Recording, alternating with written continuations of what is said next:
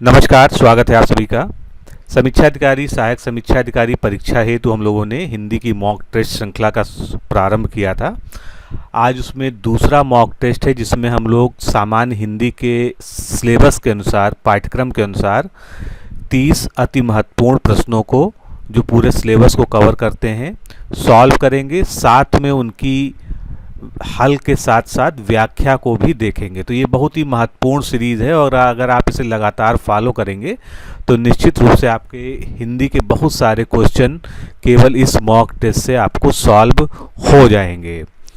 Start करने से पहले मैं बता दूं, अगर आप समीक्षा अधिकारी, सहायक समीक्षा अधिकारी की आगामी परीक्षा के लिए तैयारी कर रहे हैं या करने की सोच रहे हैं तो आप हमारे कोर्स से जुड़ सकते हैं, जो कि वीडियो कोर्स प्रोग्राम है। ये ऐप के माध्यम से आपको प्रोवाइड किया जाता है। इसमें 2 कैटेगरी के कोर्सेज हैं जो समीक्षा अधिकारी, सहायक समीक्षा अधिकारी की संपूर्ण तैयारी कराते हैं। पहली कैटेगरी है कंबाइंड कोर्स की, जिसमें आपको प्रीलिम्स और मेंस की एक साथ पूरी तैयारी कराई जाती है। इसमें सभी सेगमेंट्स के सिलेबस के अनुसार वीडियो लेक्चर, PDF में नोट्स और टेस्ट सीरीज आपको प्रोवाइड कराई जाती है। और मुख्य परीक्षा के लिए जो है पूरा परंपरागत हिंदी आलेखन, टेस्ट सीरीज और PDF नोट्स भी साथ में दिया जाता है। इसके अलावा केवल प्रीलिम्स वाला कोर्स भी है, जिसमें केवल प्रारंभिक परीक्षा के लिए आपको संपूर्ण कोर्स उपलब्ध कराया जाता है। तो इसकी अधिक जानकारी के लिए आप जो है ROARO फाउंडेशन कोर्स लिखकर इस नंबर पर 9506742546 पर भेज दीजिए। आपको संपूर्ण जानकारी आपके व्हाट्सएप पे ही रिप्लाई कर दी जाएगी। तो शुरू करते हैं आज का सेगमेंट। पहला प्रश्न देखते हैं। पहला प्रश्न हमारा तद्भव और तत्सम से है। तो इस प्रश्न में आपको बताना है कि निम्नलिखित में से तद्भव तत्सम की दृष्टि से एक युग्म सही नहीं है। हमेशा जो है अगर नहीं शब्द हो तो उसको अंडरलाइन कर लिया करिए, क्योंकि वो प्रश्न का पूरा जो है रुख बदल देता है। तो इसमें से कौन सा एक युग्म सही नहीं है, ये आपको बताना है। तो सभी ऑप्शंस पे अगर आप ध्यान से विचार करेंगे तो बछड़ा का जो है वत्स होता है, आपने निश्चित रूप से पढ़ा होगा। बछड़ा क्या है? एक तद्भव शब्द है, इसका तत्सम वत्स होता है। इसी तरह से बदरी का वेर होता है। बदरी के नाम पे ही आप जानते हैं कि बद्रीनाथ धाम जो है उसका नाम दिया गया है। इसी तरह से अगर बसेरा का देखेंगे तो बसेरा का तत्सम वासगृह होता है, लेकिन कूड़ा का जो है करपट नहीं होता है, यानी सी ऑप्शन हमारा यहाँ पर सही है। अब बात आती है कूड़ा का तत्सम क्या होता है। तो कूड़ा का तत्सम कूट होता है, ना कि करपट। करपट किसका होता है? करपट जो है कपड़े का तत्सम रूप है। अगला प्रश्न देखेंगे। निम्नलिखित में से तत्सम शब्द की पहचान करनी है। चारों शब्दों को ध्यान से पढ़िए। इसमें एक शब्द आपको तत्सम दिया गया है। जुक्ति, आखर, पंगत, योगी, इनमें से एक शब्द तत्सम है जिसकी आपको पहचान करनी है। तो इसमें से तत्सम शब्द कौन सा है? योगी। डी ऑप्शन यहाँ पर करेक्ट होगा। योगी तत्सम है तो इसका तद्भव क्या होता है? इसका तद्भव होता है जोगी। जोगी, योगी। और बाकी जो विकल्प दिए थे उनकी बारे में बात कर लेते हैं। जुक्ति क्या है? एक तद्भव शब्द है, इसका तत्सम क्या? युक्ति हो जाएगा। इसी तरह से कहते हैं ढाई आखर प्रेम का। आखर क्या है? एक तद्भव शब्द है, तो इसका जो है तत्सम क्या हो जाएगा? अक्षर। पंगत का पंक्ति हो जाएगा। अगला प्रश्न देखेंगे। निम्नलिखित में से किस समूह में सभी तद्भव शब्द हैं, यानी केवल सभी में तद्भव शब्द दिए हैं, ये आपको बताना है। साधु, शल्यकी, साझा, ये कैसे हैं? ये जो है इनमें से तत्सम या तद्भव दोनों मिक्स हैं, लेकिन केवल तद्भव शब्द नहीं है। लेकिन केवल तद्भव शब्द वाली जोड़ी इसमें से कौन सी है? वो है सिंगार, सारथी और सिकड़ी। सी ऑप्शन आप यहाँ पर देख सकते हैं। तो सिंगार का जो है तद्भव तत्सम क्या हो जाएगा? श्रृंगार हो जाएगा। सारथी का सारथी इस तरह से हो जाएगा। सिकड़ी का श्रृंखला हो जाएगा। बाकी भी जो विकल्प दिए हैं उनको भी समझ लीजिए। जो तद्भव शब्द थे या तत्सम शब्द थे उनका क्या होगा? साधु का तद्भव क्या हो जाएगा? साहू हो जाएगा। शल्यकी का तद्भव शाही हो जाएगा। शांस का साझा हो जाएगा। श्रेणी का सीढ़ी हो जाएगा तद्भव शब्द। स्यालक का जो है तद्भव हो जाएगा साला। श्रावण मास जिसको आप क्या कहते हैं? शावन कहते हैं। इसी प्रकार से साटी क्या है? एक तत्सम शब्द है, इसका तद्भव साड़ी हो जाएगा। षष्ठी का छा हो जाएगा और संध्या का संझा हो जाएगा। अगला प्रश्न देखेंगे। इनमें से एक तद्भव शब्द है, वो कौन सा है ये आपको बताना है। शलाका, साकल, साक या सच्चक। तो इसमें से तद्भव शब्द कौन सा हो जाएगा? साकल। साकल जो है एक तद्भव शब्द है और साकल का जो है तत्सम क्या होता है? श्रृंखला होता है। बाकी विकल्पों पर विचार करते हैं। सलाका का सलाई, सच्चक का साचा और साग का साग, ये जो है इसके तत्सम तद्भव हो गए। अगला प्रश्न देखेंगे। सणसी। सणसी जो है एक उपकरण है जो आपके रसोई में यूज़ होता है, बाकी और भी कामों में यूज़ होता है। तो सणसी एक तद्भव शब्द है, इसका तत्सम रूप आपको पहचानना है। तो यहाँ पर सारे ऑप्शंस को ध्यान से पढ़िए, इसका तत्सम क्या होना चाहिए। तो यहाँ पर डी विकल्प सही होगा। क्यों? क्योंकि संदर्शिका, संदेशिका और संदस ये सभी जो है इसके तत्सम है। इसको विशेष रूप से ध्यान दीजिएगा क्योंकि एक ही तद्भव के कई सारे तत्सम जो है बहुत कम होते हैं। तो इस तरह के प्रश्न जो है आपसे संभावित हैं। अगला प्रश्न, ऋत्विक अच्छा लड़का है। अब ऋत्विक अच्छा लड़का है तो इसमें एक विशेषण शब्द का प्रयोग हुआ इस वाक्य में, वो विशेषण कौन सा है? तो विशेषण के बारे में आप जानते हैं, संज्ञा या सर्वनाम की विशेषता बताने वाले शब्द जो है विशेषण कहलाते हैं। संज्ञा क्या है इसमें से? संज्ञा हो गई आपकी ऋत्विक, उसकी विशेषता क्या बता रहा है? अच्छा। तो बी ऑप्शन सही हो जाएगा। अच्छा जो है क्या है? एक विशेषण शब्द है। अगला प्रश्न देखेंगे। किस वाक्य में निजवाचक सर्वनाम का प्रयोग हुआ है? निजवाचक सर्वनाम का प्रयोग हुआ है इस किस्में से आप जो है यहाँ पर चारों ऑप्शन को ध्यान से पढ़ेंगे तभी आप समझ पाएंगे। आप कहाँ गए थे? आप चिंता मत करो। तो सभी में पहले हमको सर्वनाम भी माप करना है। यहाँ पर आप सर्वनाम है, यहाँ पर आप सर्वनाम है, इसमें मैं सर्वनाम है और इसमें आप सर्वनाम है। लेकिन हमको सर्वनाम कौन सा देखना है? क्योंकि ये सार्वनामिक विशेषण के उदाहरण है, इसलिए आपसे प्रश्न पूछा जा रहा है। तो यहाँ पर सार्वनामिक विशेषण में दो तरह के होते हैं, निजवाचक और पुरुषवाचक, उसके भेद होते हैं। तो यहाँ पर निजवाचक के बारे में आपसे पूछा गया है। तो इसमें सही ऑप्शन क्या होगा? C option. मैं स्वयं अस्पताल चला जाऊँगा। यहाँ पर मैं का जो प्रयोग हुआ है ये निजवाचक सर्वनाम के रूप में हुआ है। इसको थोड़ा सा समझ लीजिए। जिन शब्दों में काम करने वाले व्यक्ति के साथ अपनापन प्रकट हो रहा होता है उन शब्दों को निजवाचक सर्वनाम के रूप में जाना जाता है, जैसे आप, स्वयं, खुद, अपना, हमारा इत्यादि। लेकिन अब यहाँ पर जो है आप कहेंगे कि आपका भी प्रयोग हुआ है और विकल्पों में, लेकिन वो आप जो है स्वयं के लिए नहीं प्रयोग हुआ। आप ध्यान से पढ़ेंगे। आप कहाँ गए थे, यानी यहाँ पर किसी दूसरे की बात की जा रही है। आप कहाँ गए थे? आप चिंता मत करें, यहाँ भी दूसरे की बात की जाती है। आप क्या कर रहे हैं, यहाँ पर भी जो है दूसरे की ओर इशारा किया जा रहा है। तो ये आप जो है यहाँ पर निजवाचक में नहीं आएगा। आप ऐसा शब्द है जो निजवाचक और पुरुषवाचक दोनों में ही प्रयोग होता है, लेकिन इसके सेंस के अनुसार इसको बांटा जाता है। अगर आपका प्रयोग स्वयं के लिए किया जा रहा है तो वो निजवाचक में आ जाएगा। अगर आपका प्रयोग दूसरे के लिए किया जा रहा है तो वो जो है निजवाचक नहीं होगा। यही जो है इसकी विशेषता है। अगला प्रश्न देखेंगे। नीचे दिए गए वाक्यों में से किसमें गुणवाचक विशेषण का प्रयोग हुआ है? अब यहाँ पर जो है आप जानते हैं गुणवाचक विशेषण क्या हो गया? जो किसी अवस्था को, किसी गुण को, किसी जो है विशेष अवस्था को दर्शाने वाला हो उसको हम गुणवाचक विशेषण कहते हैं। तो ये चारों वाक्यों को आप पढ़ेंगे तो इसमें से आपको एक जो है वाक्य में गुणवाचक प्रयोग मिलेगा। तो गुणवाचक विशेषण किसमें है? ए में। रामू अस्वस्थ है। अस्वस्थ क्या है? किसी के स्वास्थ्य की अवस्था को बताने वाला एक विशेषण शब्द है, इसीलिए ये गुणवाचक विशेषण है। गुणवाचक विशेषण या जो संज्ञा या सर्वनाम के शब्दों के गुण देश को बताता हो वो गुणवाचक विशेषण होते हैं। ये किस प्रकार का गुणवाचक है? ये भावबोधक है, भाव को बता रहा है कि वो अस्वस्थ हैं। अगला प्रश्न देखेंगे। अर्थ के अनुसार क्रिया विशेषण का कौन सा एक भेद नहीं है? तो अर्थ के अनुसार क्रिया विशेषण के कुल कितने भेद होते हैं? 4 भेद होते हैं। अब इसमें से एक भेद ऐसा है जो चारों भेदों में शामिल नहीं है, वही आपको ढूंढना है। तो अर्थ के अनुसार जो 4 भेद होते हैं उसमें पुरुषवाचक क्रिया विशेषण नहीं होता है। कौन कौन से होते हैं? कालवाचक, रीतिवाचक, स्थानवाचक, परिमाणवाचक। पुरुषवाचक क्रिया विशेषण इसका भेद नहीं होता। अगला प्रश्न, किस विकल्प में अव्यय से विशेषण की रचना हुई है? अव्यय से विशेषण, अव्यय के बारे में आपको थोड़ा सा बता दें। अव्यय जो है क्या होते हैं? अविकारी शब्द होते हैं जिनमें लिंग, वचन, कारक आदि के आधार पर कभी भी कोई बदलाव नहीं होता, यानी वो किसी भी तरह के वाक्य में प्रयोग किए जाएंगे तो लिंग, वचन, कारक के आधार पर उनमें कोई भी भेद या कोई भी परिवर्तन नहीं होगा।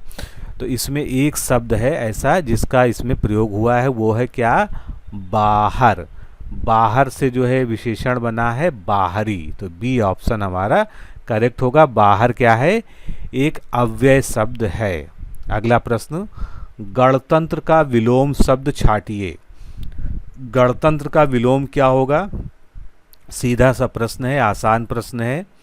गणतंत्र का विलोम इसमें से राजतंत्र होगा। सी ऑप्शन जो है यहाँ पर करेक्ट है। अगला प्रश्न देखेंगे हम, इसमें जो है दिए गए शब्द का उपयुक्त विलोम बताने के लिए 4 विकल्प दिए गए हैं और उनमें से हमको एक उचित विकल्प शब्द का प्रयोग करना है। शब्द क्या है हमारा? उद्घाटन। अब उद्घाटन का विलोम शब्द हमको बताना है, तो इसमें से उद्घाटन का विलोम शब्द क्या हो जाएगा? उद्घाटन मतलब किसी चीज़ का शुभारंभ करना, किसी का प्रारंभ करना, तो उल्टा इसका क्या हो जाएगा? समापन करना। डी ऑप्शन यहाँ पर सबसे ज़्यादा करेक्ट होगा। अगला प्रश्न, विलोम की दृष्टि से कौन सा युग्म सही है? एक ही युग्म इसमें से सही है, वो कौन सा है? तो वो हम देखेंगे कौन सा इसमें से सही है। सुस्ती का सुस्ती विहीन नहीं हो सकता है, एक का अधिक नहीं हो सकता है, मिथ्या का आडंबर नहीं हो सकता है। सही कौन सा है? हर्ष का विलोम होता है विषाद, तो बी ऑप्शन यहाँ पर करेक्ट है। बाकी जो विलोम शब्द दिए थे उनका देख लेते हैं हम। सस्ती का क्या हो जाएगा विलोम? महंगी हो जाएगा। मिथ्या का सत्य हो जाएगा। एक का विलोम अनेक हो जाएगा। निम्नलिखित में से कौन सा शब्द बुराई का विलोम है? बुराई का विलोम क्या होता है? अच्छाई। इसमें जो है ज़्यादा सोचने की जरूरत नहीं है, ए ऑप्शन यहाँ पर करेक्ट है। नेक्स्ट क्वेश्चन, किस युग में विलोम शब्द नहीं है? यानी कौन सा युग्म जो है विलोम की दृष्टि से सही नहीं है, हमको ये बताना है। तो अनुयायी का विरोधी हो सकता है। अनुयायी मतलब जो फॉलोवर होता है, विरोधी उसका जो है उल्टा हो जाएगा, जो विरोध करने वाले हों।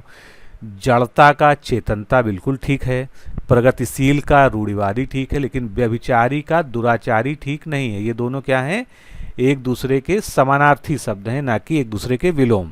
तो व्यभिचारी का विलोम क्या हो जाएगा? सदाचारी हो जाएगा, ना कि दुराचारी। अगला प्रश्न देखेंगे, यहाँ पर वाक्यांश के लिए एक शब्द का प्रयोग किया गया है। 2 इस प्रकार से वाक्यांश दिए गए हैं, इनमें से आपको बताना है कि सही कौन से हैं, गलत कौन से हैं। वर्षा का अभाव यानी वर्षा को ना होना क्या कहते हैं? अनावृष्टि। किसी के पीछे पीछे चलने वाला अनुगामी। तो क्या दोनों सही हैं? हाँ, दोनों ही सही हैं।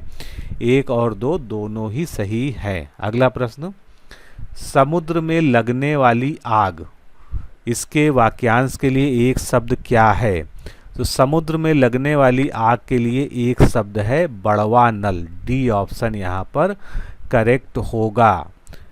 बाकी जो है उससे मिलते जुलते शब्द हैं, लेकिन जो सबसे सटीक शब्द है वो है बड़वा नल।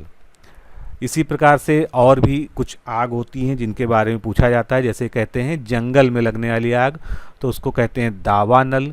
पेट में लगने वाली आग यानी जठर में लगने वाली आग या जठराग्नि कहते हैं उसको, या जठरानल भी कहते हैं। अगला प्रश्न, नरक से संबंधित या नरक में रहने वाले के लिए एक शब्द क्या है? तो नरक में रहने वाला या नरक से संबंधित होता है नारकीय। सी ऑप्शन जो है सही है। बाकी 2 शब्द और दिए हुए हैं।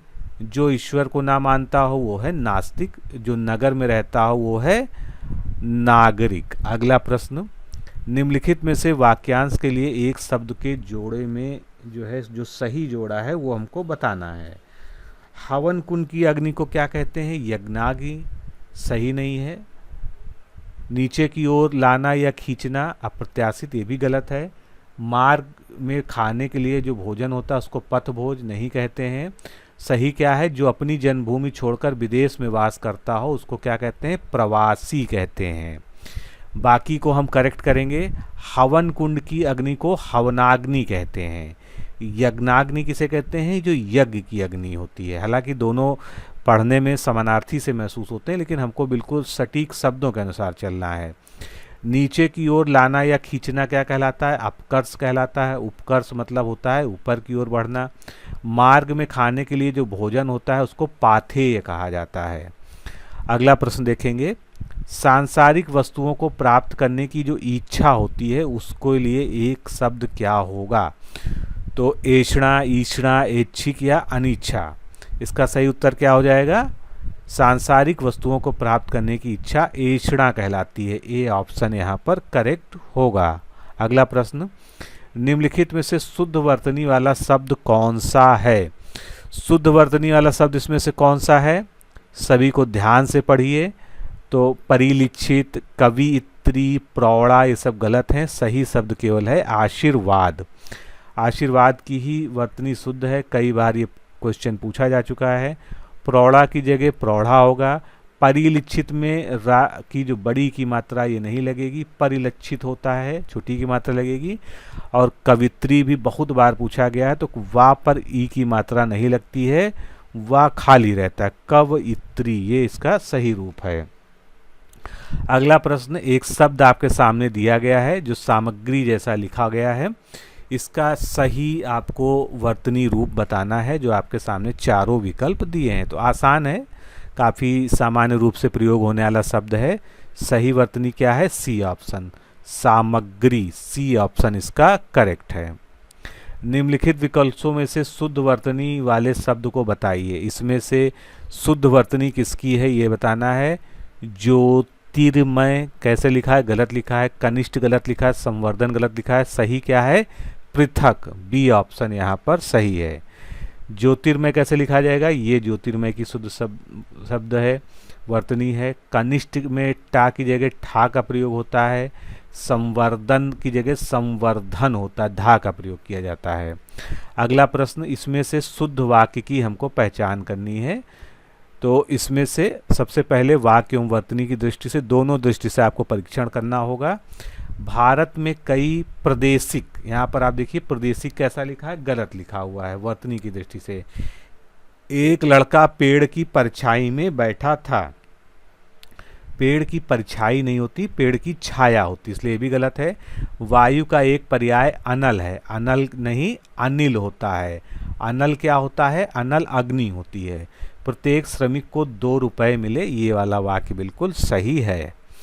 तो भारत में कई प्रादेशिक भाषाएं हैं। एक लड़का पेड़ की छाया में बैठा है, ये सब सही रूप हैं। वायु का एक पर्याय अनिल है, ना कि अनल है। अगला प्रश्न देखेंगे। इसमें भी आपको अशुद्ध वाक्य की पहचान करनी है। चारों वाक्यों को आप ध्यान से पढ़िए और इसका सही उत्तर देने का प्रयास कीजिए। तो इस पुस्तक में 10 अध्याय हैं, बिल्कुल सही है लिखा हुआ। मेरे लिए 1 गिलास दूध पर्याप्त है। अगर इसको देखें तो वाक्य एवं वर्तनी की दृष्टि से ये भी बिल्कुल सही है। शत्रु मैदान से भाग खड़ा हुआ, ये भी सही है। गलती है सी में, सी ऑप्शन करेक्ट होगा। अब इसमें क्या गलती है? वह आगामी वर्ष नैनीताल गया था। आगामी किस लिए प्रयोग होता है? आने वाला वर्ष, यानी जो भविष्य काल में होने वाली घटना है उसके लिए होता है।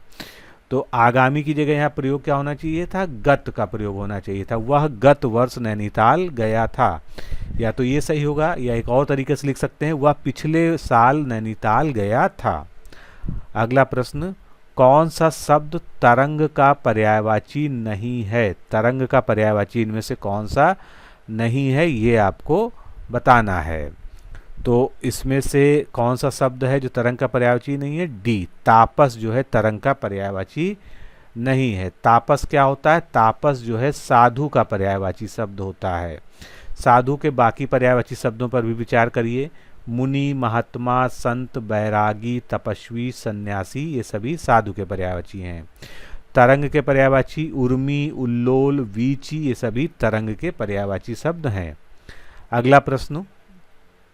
निम्नलिखित विकल्पों में से कौन सा एक विकल्प शेष 3 का पर्यायवाची नहीं है? शेष 3 के पर्यायवाची शब्द कौन से नहीं हैं? तो इसमें से आपको देखना होगा कि सभी किसके पर्यायवाची हैं। वनिता किसका पर्यायवाची होता है? नारी का। रमणी किसका होता है? नारी का। ललना होता है नारी का। तनुजा जो शब्द है ये नारी का पर्यायवाची नहीं है, किसका पर्यायवाची है? पुत्री का पर्यायवाची है। फिर से समझिए, तनुजा क्या है? ये पुत्री का पर्यायवाची है।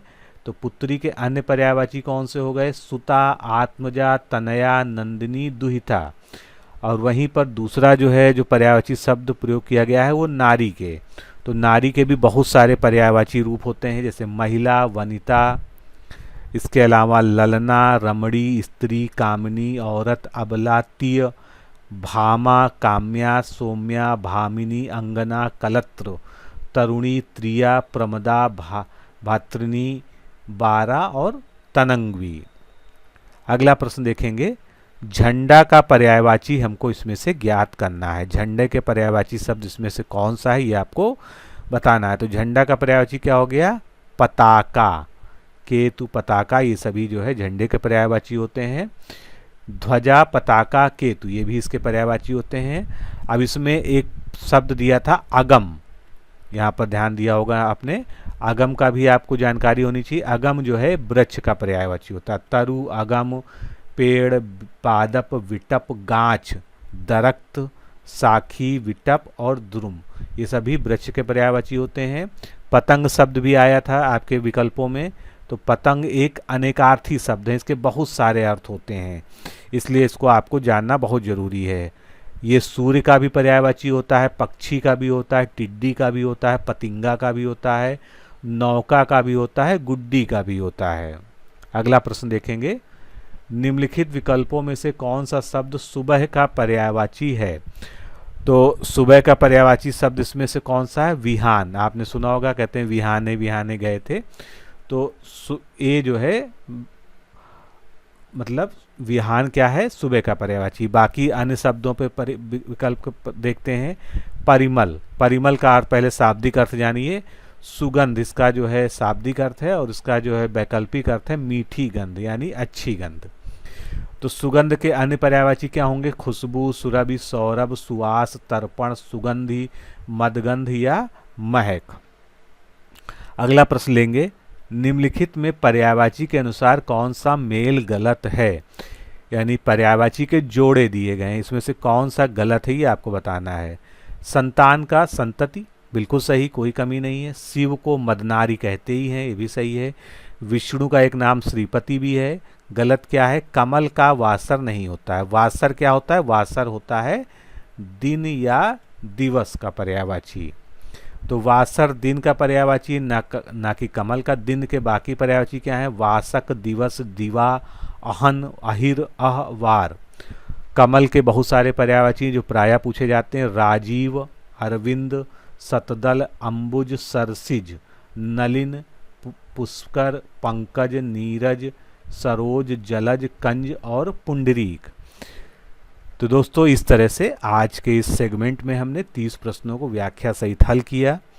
और आपको ये सीरीज कैसी लग रही है इसको कमेंट में ज़रूर बताइएगा, जिससे हम जो है इसको और इम्प्रूव कर सकें। और इस सीरीज के सभी वीडियो को 2 से 3 बार देखने का प्रयास कीजिए, जिससे आपको प्रश्न भी याद हो जाए, उसकी व्याख्या भी याद हो जाए, क्योंकि व्याख्या इसकी बहुत महत्वपूर्ण है। तो अगले सेगमेंट में मिलते हैं। नमस्कार, धन्यवाद।